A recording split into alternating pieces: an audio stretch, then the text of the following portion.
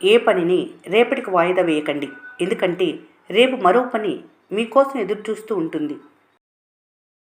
మొదటి అడుగు వేయటానికి 1000 సార్లు ఆలోచించు. వేశాక మాత్రం ఎంతమంది వెనక్కి లాగినా తిరిగి చూడకు. అందరికీ నచ్చినట్టుగా ఉండాలంటే ధనంతో పుట్టాలి. అందరికీ అవసరం కావాలంటే అబద్ధంగా మారాలి. అందరినీ ఆకర్షించాలంటే పుకారుగా మారాలి. నువ్వులా ఉండాలంటే నీ మనసు చెప్పిన మాట వినాలి. అవసరానికి మించి ఒక్క మాట కూడా అదనంగా మాట్లాడకండి. రుణం తీరిపోతే ఏ బంధమైనా నిలవదు. రుణం ఉంటేనే ఎవరితోనైనా స్నేహాలు, బాంధవ్యాలు కలుస్తాయి.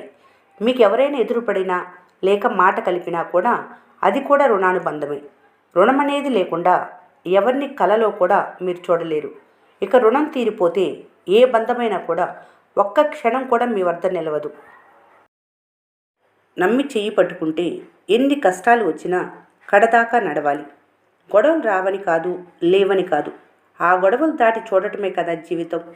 దాన్ని దాటుకొని వస్తేనే కదా ప్రేమంటే ఏంటో తెలుస్తుంది. అవసరానికి మించి ఉన్న ప్రతిదీ విషంతో సమానం. అది బలం, ధనం, ఆకలి, అహంకారం, అత్యాశ, సోమర్తనం, ప్రేమ, ద్వేషం, ఇంకేదైనా. కొన్నిసార్లు ఒంటరితనం ఇచ్చినంత ఓదార్పు మరెవ్వరూ ఇవ్వలేరు. దేవుడెప్పుడు కష్టాల్లో ఉన్నవారినే ఇంకా కష్టపెడుతుంటాడు.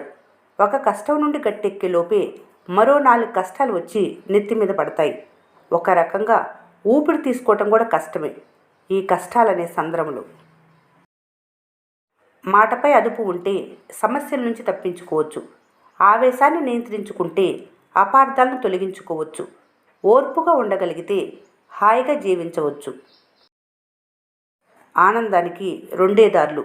వస్తువులు వాడుకోండి, మనుషుల్ని కాదు. మనుషుల్ని ప్రేమించండి, వస్తువులు కాదు. పక్షి మరణం బోయవాన్ని వాల్మీకిని చేస్తే శూర్పణఖ కన్నీరు రావణుడంతటి గొప్పవాన్ని మూర్ఖుణ్ణి చేసింది. మంచి చెడు అనేవి ఆ పరిస్థితుల్లో ఆ ఆలోచన బట్టి ఉంటాయి.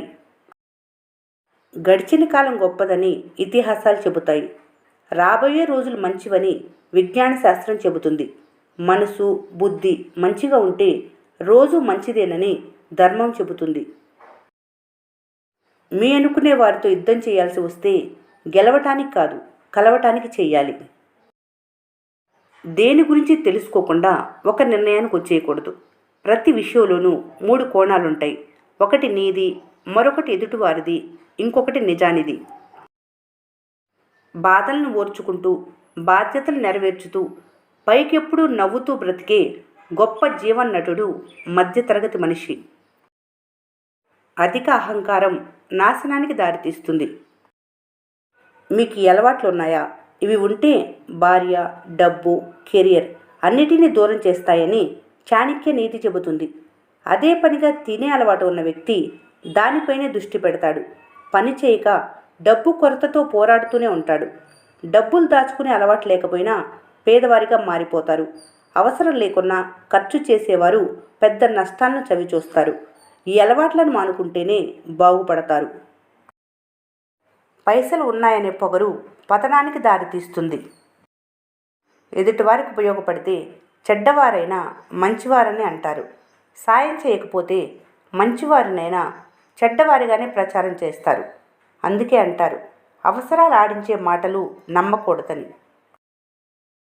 నువ్వు దాచే నిజం నీకు నిద్రను దూరం చేస్తుంది.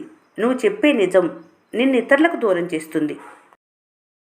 సక్సెస్ అనేది ఊరికే రాదు. కన్నీళ్లు పెట్టుకోవాలి, కష్టాలు ఎదుర్కోవాలి, బాధలు తట్టుకోవాలి, మనసుకు గాయాలు కావాలి, బంధాలను కోల్పోవాలి, ఎదురు దెబ్బలు తినాలి, సహనంతో మెలగాలి, గుణపాఠాలు నేర్చుకోవాలి, తప్పులు దిద్దుకోవాలి. ప్రతి క్షణం నీతో నువ్వు యుద్ధం చేయాలి.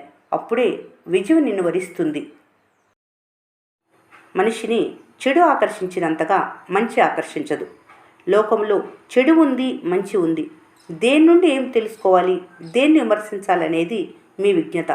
కనిపించింది, వినిపించింది చూసి అనిపించింది అనేస్తే, చేసేస్తే తర్వాత చింతించాల్సి వస్తుంది. కనిపించింది, వినిపించింది కాక కనిపించని, వినిపించని మరొక కోణమును ఆలోచించగలిగినప్పుడు స్నేహాలైనా, బంధాలైనా, జీవితాలైనా బాగుంటాయి. ఎక్కువగా ఆలోచించడం శరీరానికి మరియు మనసుకు కూడా హాని చేస్తుంది. చిన్న చిన్న విషయాలకు కూడా అతిగా స్పందించడం మరియు ఆలోచించడం కూడా ఒక వ్యసనమే అవుతుంది. ఇతరులను హింసించడమే పాపం కాదు. అతిగా ఆలోచిస్తూ స్వయంగా దుఃఖపరుచుకోవడం కూడా పాపమే. కనుక నిశ్చిత చక్రవర్తులై ప్రతి ఆలోచనను ఆనంద సాగరుడైన పరమాత్మతో ముడివేస్తే జీవితంలో అన్ని చిక్కుముడులు విడిపోతాయి, ఆలోచనలు పొదుపవుతాయి. మంచితనం మరీ ఎక్కువైతే మీ వాళ్ళే మీకు శత్రువులు అవుతారు. బ్లేడ్కి రెండు వైపుల పదునుంటుంది కానీ చెట్లను నరకలేదు. గొడ్డలి చాలా బలంగా ఉంటుంది కానీ వెంట్రుకలను కత్తిరించలేదు. అందుకే అంటారు, ఎవరి ప్రత్యేకత వారిది, ఎవరిని చులకనగా చూడొద్దని. చావో రేవో తేలిపోవాలని రోజు ప్రయత్నం చేస్తే గెలుపు దక్కి తీరుతుంది. అలక అసలైన మరణం. బాధను చెప్పుకోకపోవటం మరణం. కన్నిటిని దాచటం మరణం. చస్తూ బ్రతకటం మరణం. క్రమశిక్షణ లేకపోతే బుద్ధి నిలకడగా ఉండదు. మనసు ఏకాగ్రతను కోల్పోతుంది. ఏకాగ్రత లేకపోతే శాంతి ఉండదు. శాంతి లేకపోతే సుఖం పొందలేవు. విమర్శించటానికి నెమ్మదిగా వెళ్ళు, అభినందించటానికి వేగంగా వెళ్ళు. ఒక చిన్న రంగు కాగితం మనిషిలో ఉన్న అన్ని రంగులను బయటికి తీసుకొని వస్తుంది. పరాయి డబ్బుని ఎప్పుడైతే కోరుకుంటారో అప్పటి నుండి అతని పతనం ప్రారంభమవుతుంది. అక్షర రూపం దాల్చిన ఒక్క సిరా చుక్క 1,00,000 మెదళ్లకు కదలిక. మధ్యతరగతి కుటుంబాల్లో పుట్టాక పేరుకే ఇల్లు కానీ జీవితం మొత్తం సంపాదన కోసం బయటే గడిచిపోతుంది. మీ మీద మీకుండే నమ్మకం శత్రువును భయపెడుతుంది. మీ మీద మీకుండే అపనమ్మకం శత్రు బలాన్ని పెంచుతుంది. మంచి మనసు లేని అందం వ్యర్థం. కష్టాల్లో ఉపయోగపడే సంపద వ్యర్థం. వినయం లేని ఎంత జ్ఞానమైనా వ్యర్థం. దీపం ఇల్లంతటికీ వెలుగునిస్తుంది. మంచిగా చదువుకుంటే మీ జీవితానికే దారి చూపుతుంది. నిధి అంటే కేవలం ధనం మాత్రమే కాదు, జీవితంలో సరైన మార్గదర్శిని, మంచి స్నేహితుడిని, శ్రేయోభిలాషిని, నమ్మకమైన తోడుని కనుక్కోవటం కూడా నిధిని సాధించటంతో సమానం. సాక్షాత్ భగవంతుడైనా సరే బాధలను అనుభవించి తీరాల్సిందే. అందుకే దృష్టి బాధపై ఉంచకుండా పరిష్కారంపై ఉంచాలి. అశాశ్వతమైన బంధాల కోసం శాశ్వత నిద్రలోకి జారే వరకు ప్రాకులాడుతూ క్షణమొక నరకంగా, బ్రతుకొక భారంగా జీవనం సాగిస్తున్న జీవచ్చవమే మనిషి. బాధలో ఉన్న మనిషి దైవానికన్నా స్నేహాన్ని ఎక్కువ నమ్ముతాడు. తీర్చగలడు అని కాదు, ఆలోచించగలడు అని. నిన్ను అనుకున్నది సాధించలేకపోయానని బాధవద్దు. నీకోసం భగవంతుడు నేడు అన్నది సృష్టించాడు. 100 పనికిరాని సంబంధాల కంటే ఒక మంచి స్నేహం చాలా విలువైంది. 1000 పనికిరాని బంధాలు, బంధుత్వాల కంటే ఒక మంచి బంధం, బంధుత్వం చాలా గొప్పది. 1,00,000 పనికిరాని ఆత్మీయ సంబంధాల కంటే ఒక మంచి ఆత్మీయత బంధం చాలా గొప్పది. మీరొకరికి మేలు చేసి ఎప్పుడు జ్ఞాపకం పెట్టుకోవద్దు, కానీ ఒకరు మీకు మేలు చేస్తే మాత్రం ఎప్పుడూ మర్చిపోవద్దు. కంటికి చికిత్స చేస్తే మనిషి చూపులో స్పష్టత రావచ్చు, కానీ చూసే విధానంలో మార్పు వచ్చినప్పుడే జీవితంలో మార్పు వస్తుంది. డబ్బు ఏం చేస్తున్నావు అని అడిగితే ఇద్దరి మధ్య బంధాన్ని విడగొట్టే పనిలో ఉన్నాను అన్నదట. మిమ్మల్ని వద్దు అనుకున్న వారి గురించి ఎంత తక్కువ ఆలోచిస్తే అంత మంచిది. ఒక మనిషికి ఇవ్వాల్సిన టైంలో విలువ ఇవ్వకపోతే తర్వాత నువ్వు ఇద్దామనుకున్నా వాళ్ళు తీసుకోవడానికి ఒప్పుకోకపోవచ్చు. ఎందుకంటే ఆత్మాభిమానం అనేది ఒకటి ఉంటుంది కదా. ఎంతమంది పోటీలో ఉన్నా మొదటి స్థానం ఒక్కరికే దక్కుతుంది. ప్రతి క్షణం సద్వినియోగం చేసుకున్న వారికి అది సొంతమవుతుంది. ప్రేమ ఉంటే మౌనం కూడా అర్థమవుతుంది. అది లేకపోతే ప్రతి మాట అపార్థమే అవుతుంది. 1000 గోవుల మంద ఒకే చోట ఉన్న దూడ ఖచ్చితంగా తల్లిని వెతుక్కుంటూ ఎలా వెళ్ళగలదో, అదేవిధంగా మంచి చెడు, పుణ్యం పాపం చేసే కర్మఫలాలు కూడా అలాగే వెతుక్కుంటూ వస్తాయి. అన్నీ కల్తీ అయిన ఈ కాలంలో నటన మాత్రం చాలా నాణ్యతగా ఉంది. మీ జీవితానికి ప్రశాంతత అయినా మనశ్శాంతి అయినా మీ ఆలోచనల నుంచే మొదలవుతుంది. కష్టాలను చిరునవ్వుతో, ఒత్తిడిని మనోబలంతో, విమర్శలను ఆత్మబలంతో అధిగమించడమే విజయం.